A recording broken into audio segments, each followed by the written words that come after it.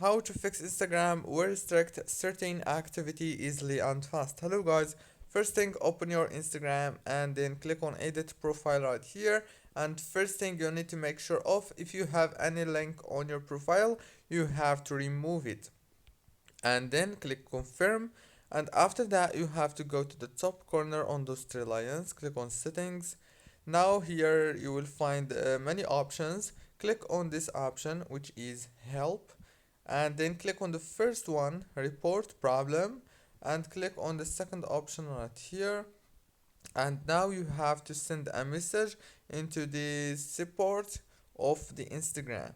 And after you contact the support team and send them the problem that you have, then you have to click next and you will get a reply in your email, and the problem must be fixed easily and fast. Don't forget to like, subscribe.